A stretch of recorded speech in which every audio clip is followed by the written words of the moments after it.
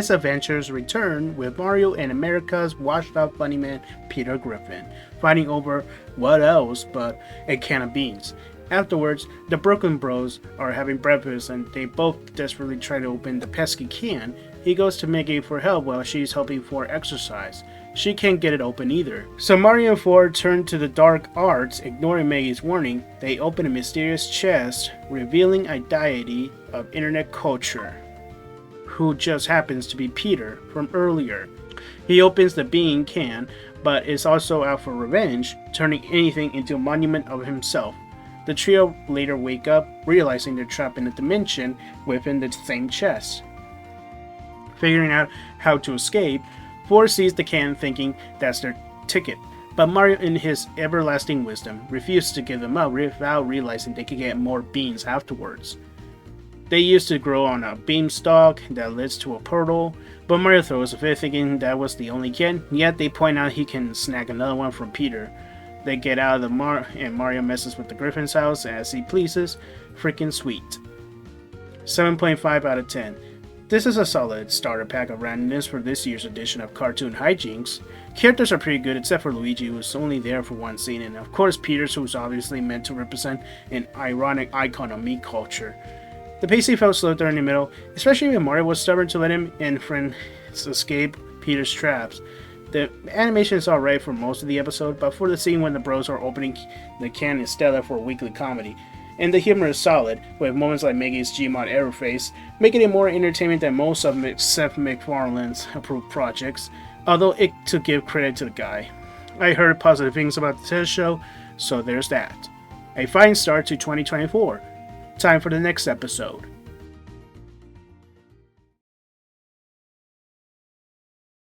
Check this!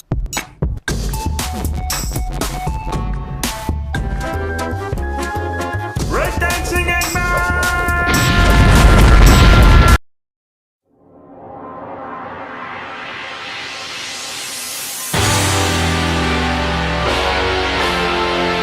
SMG3 is tackling the lunch rush at his cafe until Steve complains about his order, which immediately gets under the owner's skin.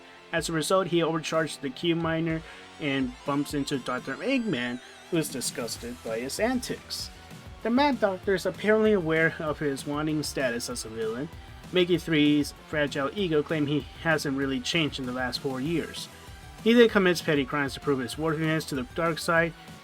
An easy way to be a sex crime in the series had absolutely no filter, but they reinforce Eggman's secondhand embarrassment, making him hold an intervention a la Wreck-It Ralph. One of the members happened to be Waluigi, who has grown tired of selling tacos and for some reason reminisces about the time he took over the Mushroom Kingdom. Boopkins has also joined to get back at the guy who stole his car and make some new friends, which makes viewers like me consider ignorance as a hidden evil. 3 admits his behavior has been leaning positively, but is up to the task of restoring his name. Evil Kermit proposes he could start by torturing a rando, and he happened to pick up the presso. He uses E-Rape ASMR, which the clown finds pleasant thanks to his non-existent standards. The anti-hero then kicks a rat in frustration, causing the presso to panic, and the group cheers 3 on to emulate Logan Paul in order to horrify his victim. As Eggman congratulates him, he gives one final task to clear his villainhood, and that's to destroy his arch-nemesis. Though, if we're supposed to take his word, has he finally caught up that headshot? 3 approaches 4 in the castle about give him a mafia-inspired greeting while Eggman eavesdrops. The trigger is pulled, but as a bait and switch, the blood turns out to be the tomato sauce from 4's Veggie Tail figurine. 3 tells Eggman realizes he doesn't need anyone's approval to do mischief, and is fine following his own path of evil, but making an exception for his peers. He then fights Baldy McNosehair and makes him fly away space, having siphoned the fuel from his ship. Later on, Steve complains about food again, so the Indigo Plumber tells him it was chicken sandwich, scaring him out of orbit. Maybe he and Eggman can have a debate over which came first. 7 out of 10. The humor and animation are par for the course, but pacing leaves a bit to be desired. As for SMG3, I appreciate his character being Gothor not being the most heinous person in the universe. He peaked as a bad guy time he took over the SMG4's channel, but because he wanted attention of minions without putting in the effort. However, when he got what he wanted, he failed at securing his position and consequently was isolated from just about anyone who would give him an honest chance had he never chosen the villain's life. For the most part, he and his former enemy have buried the hatchet, and 3 is welcome in his friend group.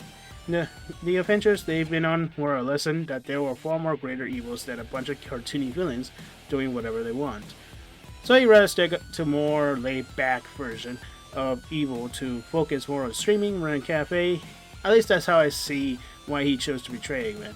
Speaking of whom, I actually don't care a whole lot of his portrayal here, since he just happens to be catch up on 3's character arc, and we've never seen these two in action.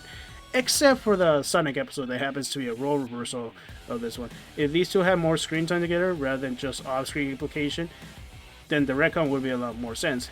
I personally saw 3 and Bowser as the villainous duo of the series, yet the Koopa King seems to have given up being evil as well without the princess to capture, since he doesn't show up to the meeting. But something we can all agree is no one is more evil than council, influencers, and greedy governments / CEOs. Alright, on to the next one.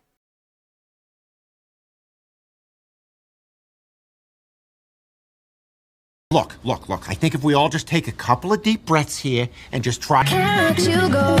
Hide away from me.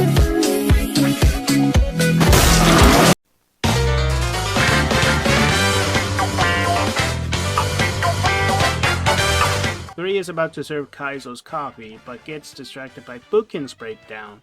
He tells him he wants a date from the Renta girlfriend contacts, the PG version of Las Vegas roadside service, or a free Twitch stream gift. Problem is he's never been on a real date before, and the thing he will be recorded live since his partner is extremely famous. 3 has a bright idea to bring in more customers by having the event in the establishment. So he aids Bookins on how to be irresistible to ladies. He demonstrates various lessons on how to be attractive. But Bookins' geeky, childish nature fools everything. 3 opts for Plan B.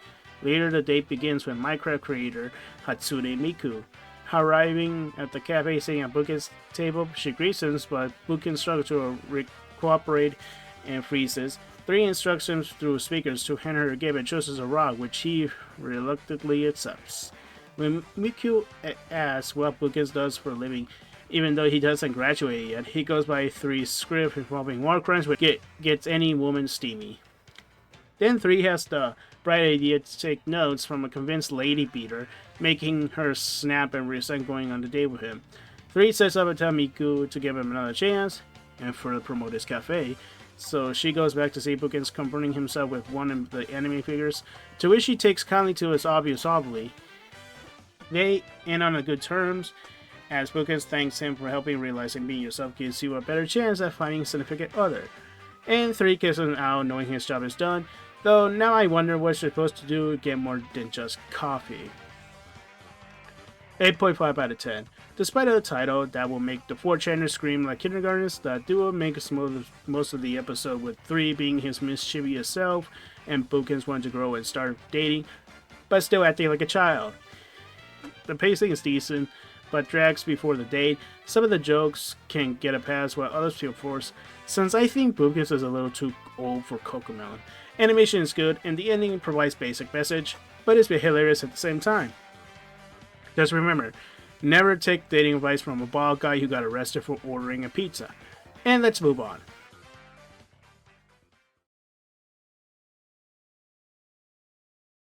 Dear Mario, who did you vote for in the last election? Well, I voted for Ronald Reagan because the throat goat made the stroke blows.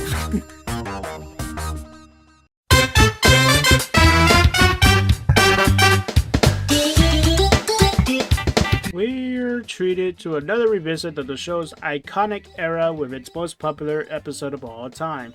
Don't try to misrepresent this. Just because it's the most watched video doesn't mean it's the series best. Don't try to misrepresent this.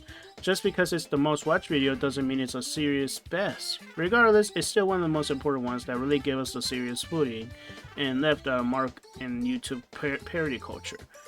No need to go in depth for this one. The plot is pretty much untouched. Mario 4 let the chainsaw loose and are chased throughout the castle until they throw a bomb at the thing, flying it back to the battlefield.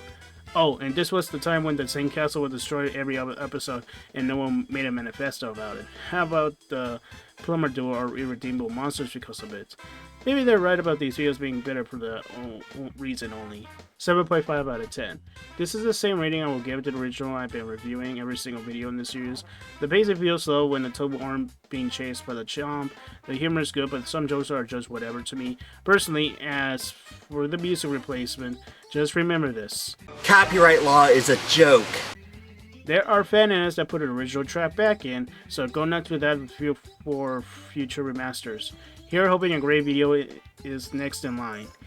Now let's get right into the news.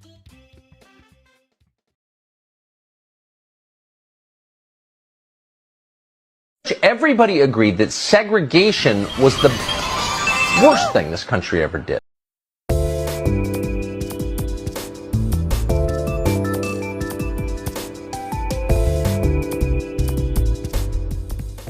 The meat crew throws their hats into the ring of propaganda. I mean, telling the people the truth through the magic of the media.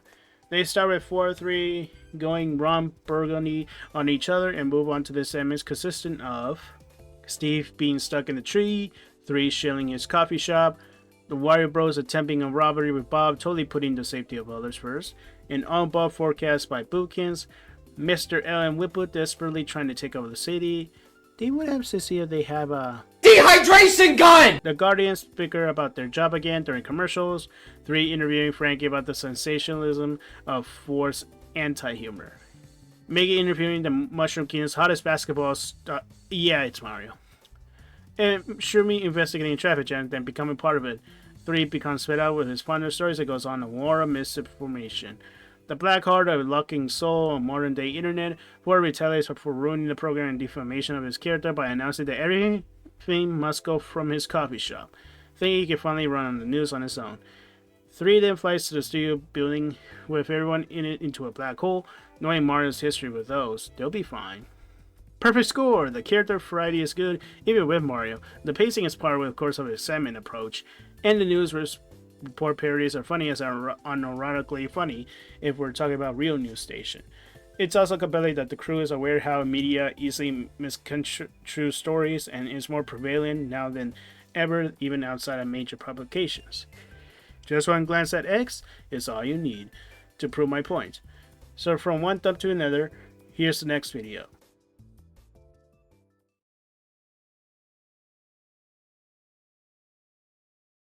Terrorist rule, yeah! Oh, you got me. The trash man! You got me with the can. Oh shit, I get you cricket! Must have had an edge.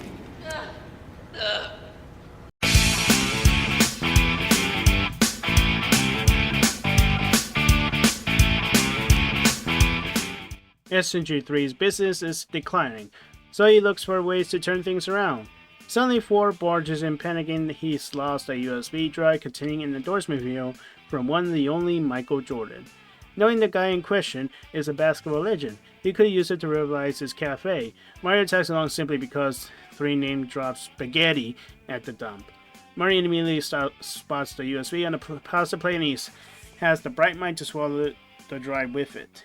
This agitates 4 and 3 instead of coughing it out. Mario runs away thinking they will cut him up. Somehow I believe Mario will realize what's going on much further than a certain group who reads this scene as something traumatic. Karen announces through the loudspeaker the dump is closing for the night. Trapping the trio inside, Mario escapes and 4 and 3 are forced to look for him through the garbage. 3 asks 4 how he even got the video in the first place. It was a gift for creating a familiar circus cartoon and helping promote his work. 4's asks how's his cafe doing, so 3 deflects from saying it's in the slums, refusing to humble himself by admitting his failure. 4 finds Bob apparently lives there and says Mario's nearby. Meanwhile, 3 hallucinates his cohort, beating him for his inferiority thanks to his personal demons that have haunted him for years. Mario is still holding up with the delusions of his friends wanting to eat him, and after they catch up with him, they explain they were looking for the drive he ate so 3 can save his shop. He finally gets the message and spits it out. Unfortunately, the place is about to incinerate it, Toy Story 3 style, to make room for more garbage, so they have to get out. 3 starts going on inside and hoards the USB for himself and causes another scuffle. Afterwards, Drake confesses his restaurant is doing terribly and is ashamed of himself for his own past ever since he popped out of the pod thinking there's nothing to look forward to in his life. Mario and Ford understand what he's going through, so he decides to give him the dry feeling that he needs it more. The reconciliation is cut short as the nuke is about to go off, urging Mario to BLJ themselves out of the dump in time. Don't ask how Bob survives that each time that is his real home. Back at the cafe, 3 finally takes a look at the video, but it's actually from a small named Michael Jordan, who supposedly can shoot hoops very well for his size. 3 rages about Ford's misleading, but the actual Jordan shows up with an encourage with count of it as his new customers. Finally enough, he gets the place shut down for an infestation, later raises questions about discrimination from the Mushroom Kingdom's health department. 8 out of 10, the characters portrayed pretty good, including Mario for that one moment. He was being clever towards 3, picking his friends wanted to eat him, though not so much. I love the scene where 4 shows sympathy because 3 losing the thing he's most proud of, now along with James making his character sound pretty hurt. The humor took a bad seat, focusing more on the main scenario, and the pacing is kind of iffy in the middle. We already know Mario is dumb enough to fall for a misunderstanding, so it would have been better to just get to the point and explain everything to him, and still have hijinks than being stuck in the dump. To cap things off, time to look at this video's last episode.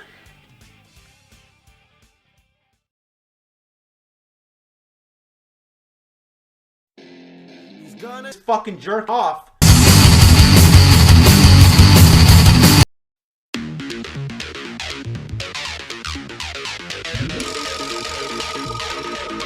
Tari's preparing for a job interview with Maggie and Mario's assistants, because like her friend, she wants to accomplish in life. While Mario continues to be counterproductive, out of nowhere Tari's arm malfunctions, making her throw Mario and Maggie away, cause a mess. She goes to the bathroom for safety, unaware of what's going on. Then her arm starts talking to her, and this is no hallucination. She freaks out at first that it can talk, then it tells her to calm down, then panics again about her interview, as it reads in trademark sense. Tari wants to name it something assuming she could be friends, so it calls itself Clinch. She wants to prepare for the interview, but Clinch keeps interrupting her with its tomfoolery, so Tari makes a deal that if the appointment goes well, she'll take it to the zoo for duck watching. The two visit the opposite building, and after they greet each other with the boss, he summons Bob to diss Tari as a way to test her emotional endurance. Clinch feels into this and back hard enough has overkill towards the poor Sergaro. The boss is dissatisfied, his assistants disappear into the ether, so Tari doesn't get the job. At the zoo, Tari thanks her magic hand for standing up to her. Suddenly Mario gets attacked by a gorilla and somehow falls in love with his talking hand, but then he insults Primate, causing it to go on a rampage. Tari comes to the rescue, but Clinch takes over to figure out what's wrong. Finally he can read all his thoughts, and the gorilla is upset Mario hurt his feelings, because he forgot it's not 1981 anymore.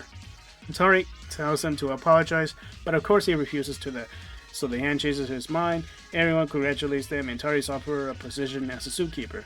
Though if you ask me, she and her friend Maggie have been trying to take care of animals for several years. 10 out of 10, I'm glad you're so hard about this episode.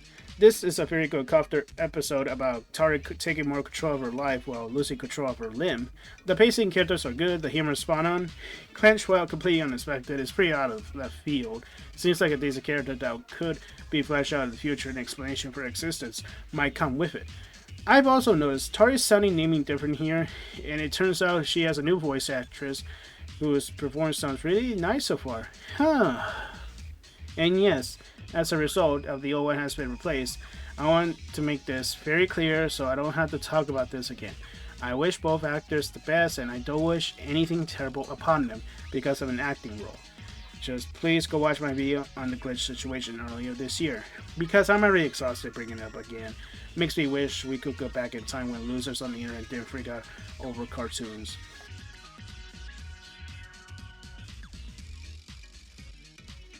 Well, you already know why this took so long to get out. A lot of this happened in 2024 surrounding this channel, and sadly, it was more trouble than it's worth. Don't worry, reviews aren't going anywhere, as we're scripting one of the ones for March, April, and May as we speak. We got a lot of catching up to do, and I'll leave it at that. Thank you guys so much for the support these past couple of months. I hope I can keep delivering entertainment as long as I can. Hope you're having a great spring/summer, and as always, peace out.